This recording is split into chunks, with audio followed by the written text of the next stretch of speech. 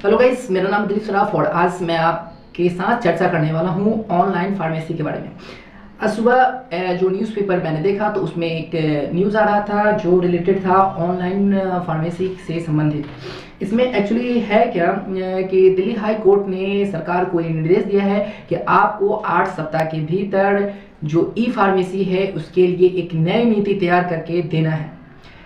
आइए इससे संबंधित पूरी जानकारी आज हम डिस्कस करेंगे कि ई फार्मेसी क्यों ज़रूरी है। ऑनलाइन जो हम लोग मेडिसिन मंगाते हैं उससे आम जन को फ़ायदा है, नुकसान है, और क्या इसे लागू रहना चाहिए, इसके लिए नई नीति आना चाहिए या फिर इसको बंद कर देना चाहिए। क्योंकि अब से करीब 5 साल पहले, जैसा कि इसमें लिखा है, एक डॉक्टर जहीर अहमद थे जिन्होंने वर्ष 2018 में एक जनहित याचिका दायर किया था जिसमें बताया गया था कि जो ऑनलाइन फार्मेसी का जो प्रोसेस है उसमें विदाउट डॉक्टर के प्रिस्क्रिप्शन के मेडिसिन बेचे जा रहे हैं जो जन के हित के लिए उपयोगी नहीं है।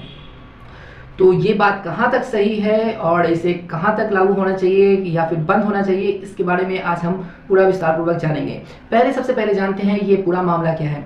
बस जब ऑनलाइन मेडिसिन सेल करने का जब बात आया था तो बहुत सारी याचिका दायर हुई थी जिसमें एक ये मामला भी दायर किया गया था और सरकार को ये निर्देश दिया गया है कि आपको 8 सप्ताह के भीतर आपको एक नई नीति तैयार करना है या फिर फिजिकली रूप से जो इसके संयुक्त सचिव है उसको आपको फिजिकली उपस्थित होकर जवाब देना पड़ेगा। और आप ऐसा नहीं करते हैं तो कोर्ट फिर स्वतंत्र होगी अपने कुछ भी निर्देश देने के लिए, जजमेंट देने के लिए या फिर कुछ और करने के लिए। तो उसमें जो जनहित याचिका जो दायर किया गया था उसके एडवोकेट ने बताया कि पिछले 5 साल से समय दिया जा रहा है लेकिन सरकार इस पर कुछ अहम फैसला नहीं ले पा रही है, न इससे रिलेटेड कोई नीति तैयार कर रही है और ऑनलाइन बिक्री चालू है। इसीलिए उनके जो एडवोकेट थे उन्होंने कोर्ट से ये आग्रह किया है कि अभी भी ऑनलाइन बिक्री चालू है और इस पे अवमानना का जो भी प्रक्रिया है उसे पूरा किया जाए, लेकिन अभी कोर्ट ने कुछ ऐसा निर्देश नहीं दिया है। और दोस्तों, सबसे पहले हम बात करेंगे ऑनलाइन फार्मेसी के फ़ायदे के बारे में कि क्या इससे कुछ फ़ायदा है आम जन को या फिर नहीं। तो इसमें सबसे पहले आपको ये देखना पड़ेगा कि बहुत सारे ऐसे मेडिसिन होते हैं जो आपके शहर में उपलब्ध नहीं होते हैं, तो ऑनलाइन फार्मेसी के माध्यम से आप ऑर्डर करके कहीं से भी मंगा सकते हैं। पहला फ़ायदा तो ये हमको इसमें ऑनलाइन फार्मेसी में देखने को मिल जाता है। दूसरा फ़ायदा आपको ये मिल जाता है कि आप को घर बैठे बैठाए आपके ऑर्डर आपके एड्रेस पे मिल जाता है। तीसरा फ़ायदा इसमें ये होता है कि आप जो बाज़ार से मेडिसिन खरीदते हैं उसमें एक्चुअली होता है क्या कि जो MRP होती है वो आपको पे करना पड़ता है, किसी तरह का आपको एक्स्ट्रा डिस्काउंट्स उसमें देखने को नहीं मिलता है। और MRP का जो खेल है वो आप लोगों को, हम लोगों को ये सभी जानते हैं कि जो MRP है वो फिक्स नहीं होता है। सब कंपनी की अलग अलग MRP तय होती है, उसमें उसके एक्सटर्नल एक्सपेंसेस भी इंक्लूड होते हैं। तो इससे जो आम जन जो मेडिसिन खरीदते हैं उनको किसी तरह का लाभ नहीं मिल पाता है। तो एक इसमें ऑनलाइन फार्मेसी में ये एक चीज़ देखने को मिलता है, उसमें कुछ डिस्काउंट्स आपको देखने को मिल जाते हैं जिससे थोड़ा सा जो भी उपभोक्ता हैं मेडिसिन के उनको थोड़ा सा राहत मिल जाता है। और तीसरा और इसके और फ़ायदे ये हैं कि आप जब आपको ये मेडिसिन अगर आपको गलत मिल जाए या फिर किसी तरह का आपको समस्या हो जाए तो इसे आप ऑनलाइन रिटर्न भी कर सकते हैं। जो ऐसे मैनुअली लेने पर कई बार बहुत सारी परेशानियों का सामना करना पड़ता है कि एक बार जो मेडिसिन बिक्री हो जाती है उसको जो शॉपकीपर होते हैं, मेडिसिन शॉप वाले होते हैं, वो कई बार वापस लेने से हिचकिचाते रहते हैं। तो ये सब बहुत सारे फ़ायदे हैं। और इसमें अब हम बात करेंगे इसके नुकसान के बारे में। ऐसा जैसा कि जनहित याचिका में बताया गया है कि विदाउट प्रिस्क्रिप्शन मेडिसिन बेचे जा रहे हैं। तो अगर ऐसा किया जा रहा है तो ये बहुत बड़ा नुकसान है, क्योंकि मेडिसिन जो भी हैं उनको डॉक्टर के परामर्श से ही कोई भी कंज्यूम करता है तो वो बढ़िया होता है, क्योंकि ये पूरी टोटली डिपेंड है आपके हेल्थ से जुड़ी हुई मैटर्स है जिसमें लापरवाही बिल्कुल नहीं होनी चाहिए।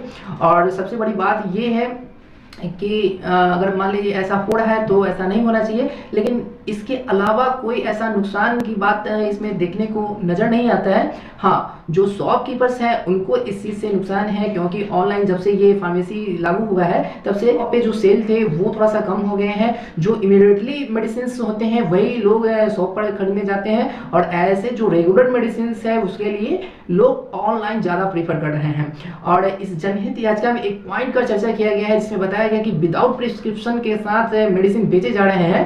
तो इसको मैं अपने हिसाब से डिफाइन करना चाहूँगा, क्योंकि मैंने भी एक बार ऑनलाइन मेडिसिन ऑर्डर किए थे। तो उसमें ये प्रोसेस होता है कि पहले आपको जो भी डॉक्टर के करेंट से जो प्रिस्क्रिप्शन होते हैं उनको अपलोड करना होता है, और उसके बाद उस प्रिस्क्रिप्शन को जो भी मेडिसिन ऑनलाइन फार्मेसी की कंपनी है उसको वेरीफाई करती है। उसके बाद फिर आपको एक कॉल आता है जिसमें आपसे पूछा जाता है कि ये दवाई आपने ऑर्डर किया है, जिसका आपने प्रिस्क्रिप्शन लिया है, ये आप कितना दिन से इलाज करा रहे हैं, ये और क्या ये रेगुलर मेडिसिन है, और क्या आपने इसके बारे में डॉक्टर से समझ लिया है। ये सारी जानकारी लेने के बाद आपके ऑर्डर को कंफर्म किया जाता है, तब जाके वो ऑनलाइन जो भी मेडिसिन है वो आपके घर पे पहुंचते हैं। तो मुझे नहीं लगता है ऐसा कि विदाउट प्रिस्क्रिप्शन के कोई मेडिसिन बेच रहा है। अगर ऐसा कोई करता है तो ये हानिकारक है, नुकसानदायक है या फिर गलत है, ऐसा होना नहीं चाहिए। दोस्तों, ये फायदे और ये नुकसान दो पहलुओं पर हमने बात किया। तो दोस्तों, सबसे इंपॉर्टेंट बात, क्या सरकार को ऑनलाइन फार्मेसी को बंद कर देना चाहिए या फिर एक नई नीति जो दिल्ली हाई कोर्ट ने निर्देश दिया है कि आपको 8 सप्ताह के भीतर तैयार करके लाना है, तो उस नई नीति के साथ इस ऑनलाइन फार्मेसी को चालू रहना चाहिए। आप इसके बारे में क्या सोचते हैं फटाफट से कमेंट सेक्शन में बताइए। तब तक के लिए जय हिंद दोस्तों, मिलते हैं किसी और जानकारी के साथ इसी वीडियो सेक्शन में अगले वीडियो में। तब तक के लिए जय हिंद दोस्तों, राधे राधे।